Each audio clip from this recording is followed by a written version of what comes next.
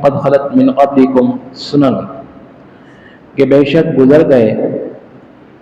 من قبلکم تم سے پہلے سنن وہ طریقے، سنن سنت کی جمع ہے اور سنت کا ایک معنی طریقے راستے کا بھی ہے، سیدھا راستہ، سنن وہ طریقے گزر گئے تم سے پہلے، فسیروا فی الارض فسیروا پس سیر کرو، فی الارض زمین میں، فانظروا اور اپنی آنکھوں سے دیکھ لو، کیف کان عاقبۃ المکذبین کہ کس طرح اللہ تبارک و تعالی نے جھٹلانے والوں کا انجام کیا ہے۔ مکذبین جھٹلانے والے کے جھوٹ بولنے والے ان کو بھی کہا جاتا ہے۔ تو اللہ تبارک و تعالی یہاں ارشاد فرما رہا ہے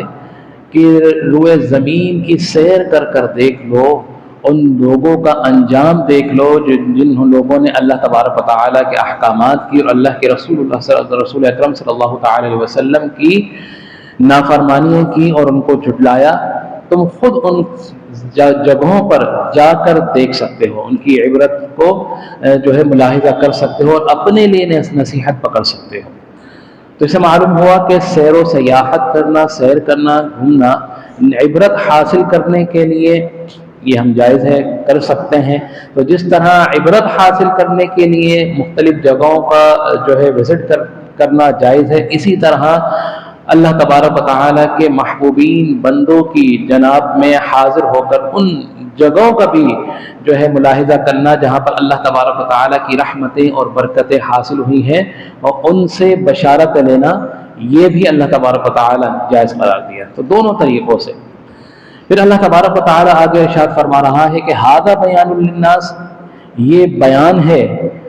واضح بیان کہتے ہیں واضح کو، یہ بیان ہے، واضح ہے، للناس لوگوں کے لیے، وہدن اور ہدایت ہے، وموعظۃ للمتقین اور نصیحت ہے پرہیزگاروں کے لیے۔ یعنی کہ ایسا آپ کرو گے، جاؤ گے تو یہ واضح بیان ہے اور یہ ہدایت حاصل کرنا ہے متقین کے لیے جو اللہ تبارک و تعالیٰ کے تقوی گزار بندے ہیں، پرہیزگار ہیں، اور نصیحت حاصل کرنے کے لیے۔ پھر اللہ تبارک و تعالیٰ آگے ارشاد فرما رہا ہے کہ ولا تہینوا، اور تم سستی نہ کرو، ولا تحزنوا اور غم نہ کھاؤ، سستی نہ کرو، ہمت نہ ہارو، ولا تحزنوا اور غم نہ کرو۔ یعنی کہ جو چیز ایسی ہو کہ جس سے پاسٹ یعنی کہ ماضی میں کوئی برا ایکسپیرینس ہوا ہو، تو اس سے کیا ہوتا ہے کہ جو انسان ہے وہ بعض اوقات جب وہ سوچتا ہے تو اس واقعے سے ہمت ہار جاتا ہے کہ نہیں یہ واقعہ بڑا دل خراش تھا تو لہذا اب ہمت نہیں ہو رہی۔ اور تحزن کہتے ہیں جو ہے، حزن کہتے ہیں ایسے غم کو جو اپنی محبوب یا پیاری چیز گم ہو جانے کی جو ہے صورت میں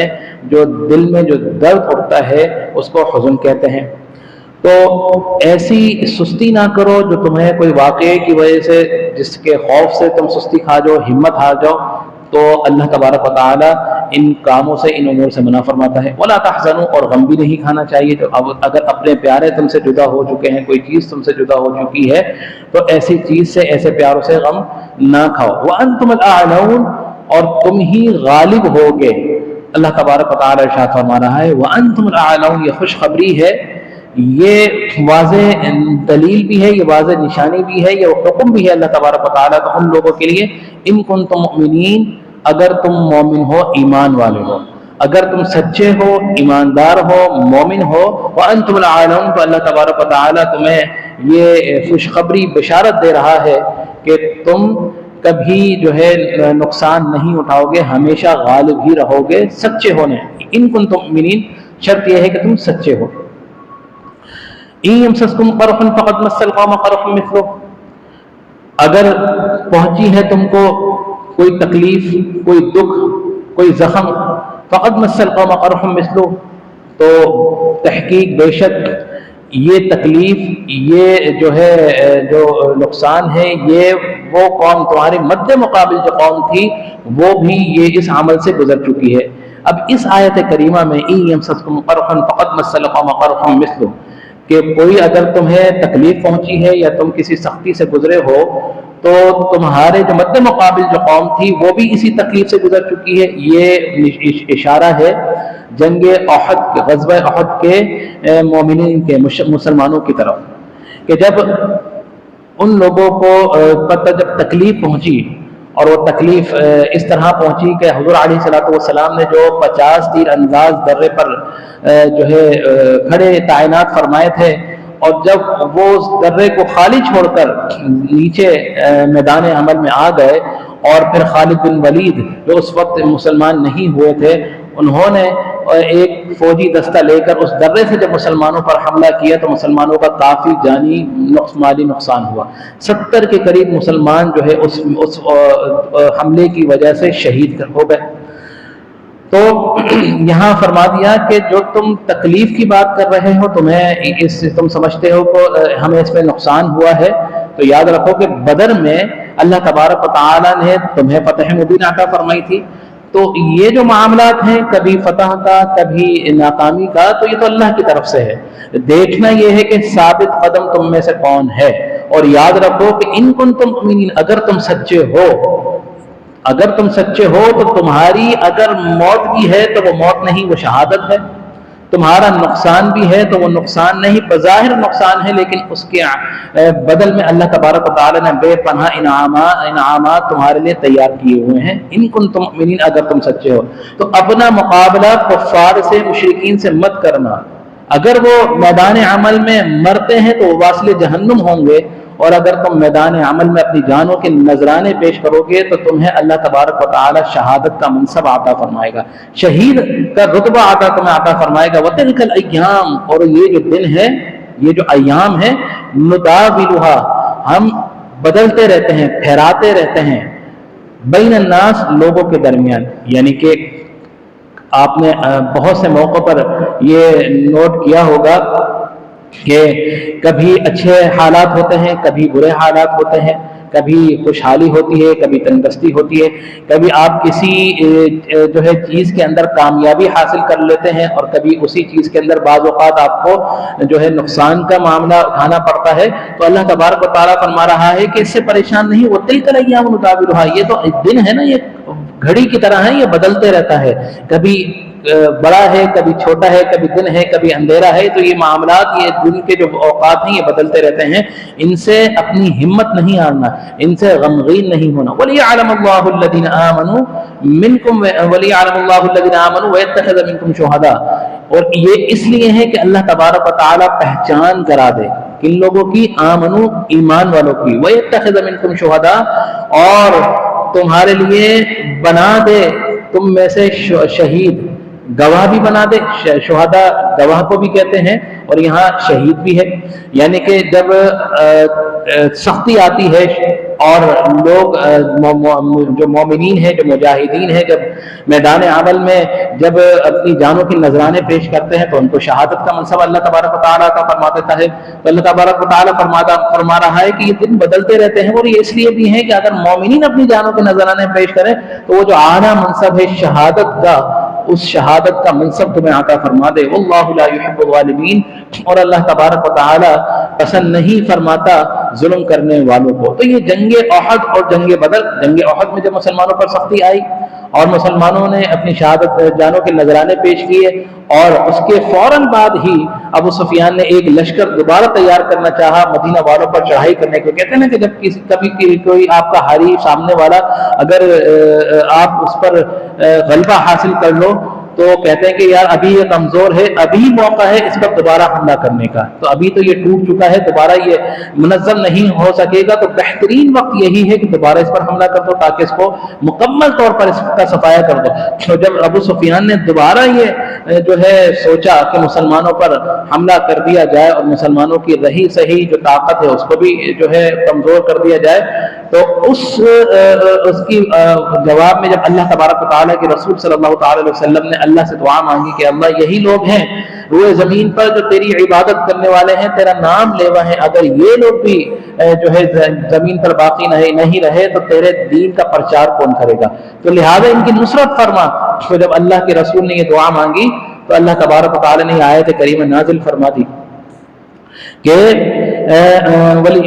کیا کہتے ہیں تمہیں گھبرانے کی ضرورت نہیں ہے، یہ دن تو بدلتے رہتے ہیں، تمہیں کسی قسم کی کوئی سستی کرنے کی ضرورت نہیں ہے۔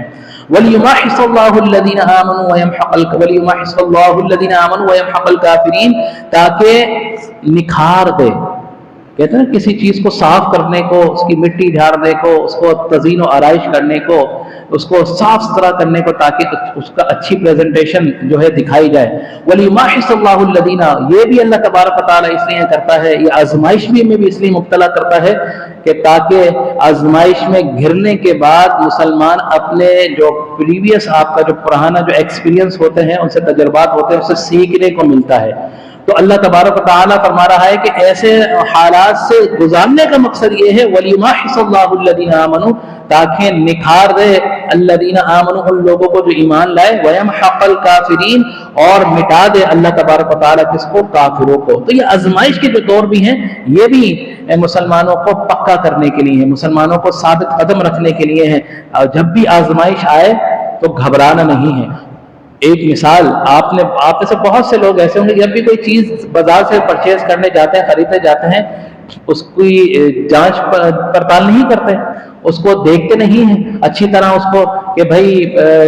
کوئی نقص تو نہیں ہے، کوئی چیز خراب تو نہیں ہے۔ تو عام چیز ہے جو انسان اپنے لیے خرید رہا ہے، اس کی اتنی تحقیق کرتا ہے، تو یہ تو اللہ کے مومنین بندے ہیں، تو اللہ تبارک و تعالیٰ ان کی آزمائش نہیں کرے گا۔ تو یہ آزمائش کرنے کے لیے ہے کہ اگر کبھی ایسا وقت آ جائے کہ جس میں مسلمان تکلیف میں ہو، تو اللہ تبارک و تعالیٰ دیکھتا چاہتا ہے کہ میرا بندہ یہ ثابت قدم رہتا ہے نہیں رہتا، اور یہ اللہ تو جانتا ہی ہے، لیکن ایسے معاملات کا ظہور ہونے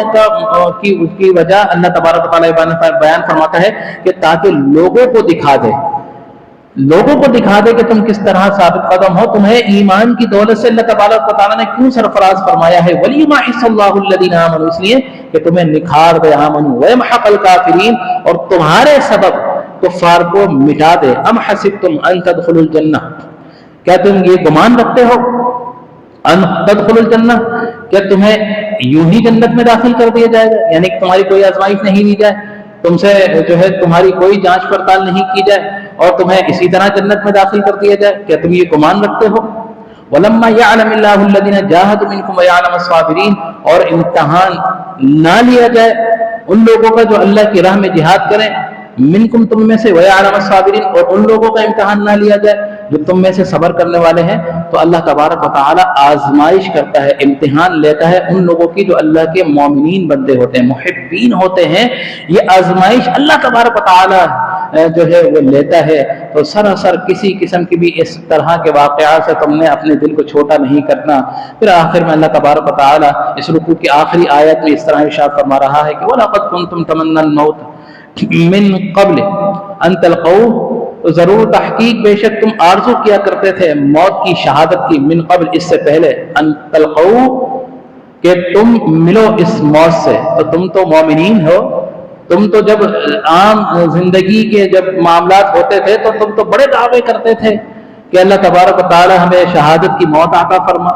اللہ تبارک و تعالیٰ اپنی راہ میں ہمیں شہید فرما۔ تو جب یہ شہادت کا موقع تمہارے ہاتھ آ رہا ہے تو تم اس سے کیوں بھاگ رہے ہو، تم اس سے کیوں روگردانی کر رہے ہو؟ تو یہ تو ایک عظیم منصب ہے۔ تو جو تم کہا کرتے تھے اپنے قول میں تم پکے ثابت قدم رہنے کا یہی وقت ہے۔ تو یہ جو موت اگر تمہیں مل رہی ہے، یہ موت نہیں،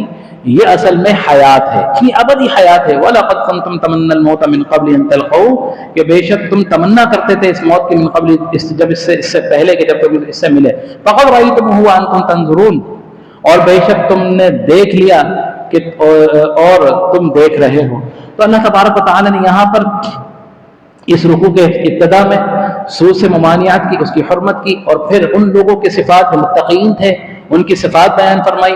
اور اس کے بعد ان لوگوں کو سمجھانے کے لیے کچھ سخت باتیں بھی بیان فرمائی۔ دیکھیں دو طریقے سے سمجھایا جاتا ہے، کسی کو پیار سے کوئی سمجھ جاتا ہے، کوئی خوف سے سمجھتا ہے۔ تو دونوں طریقے عام اپنی زندگی میں بھی ہم امپلیمنٹ کرتے ہیں اپنے پیاروں کے ساتھ، کسی کو جو ہے محبت سے سمجھاتے ہیں وہ سمجھ جاتا ہے، کوئی نہیں سمجھتا تو اس کے ساتھ سختی کی جاتی ہے، اس صورت میں سمجھ جاتا ہے۔ تو یہ طریقہ اپنے ہمارے رب کا بھی ہے اپنے بندوں کو سمجھانے کا۔ تو یہ معاملات بیان فرمایا۔ اس کے بعد پھر اللہ تبارک و تعالیٰ نے غزوہ احد والوں کی دل جوئی کرنے کے لیے بیان فرما دیا کہ تم ہمت نہیں ہارو، اگر تم سچے ہو تو اللہ کی مدد تمہارے ساتھ ہی رہے گی۔ تو اللہ تبارک و تعالیٰ سے دعا ہے کہ اللہ تبارک و تعالیٰ ہم نے جو کچھ بھی سنا اس پر ہمیں عمل کرنے کی، اور کبھی بھی آزمائش کا جب وقت ہو تو اللہ تبارک و تعالیٰ اس آزمائش میں خندہ پیشانی کے ساتھ صبر اور استقامت کے ساتھ گزرنے کی ہمیں توفیق عطا فرمائے۔ اور یہ جو شہادت کا منصب ہے جس میں اللہ تبارک و تعالیٰ نے جہاں اس کا ذکر فرمایا ہے،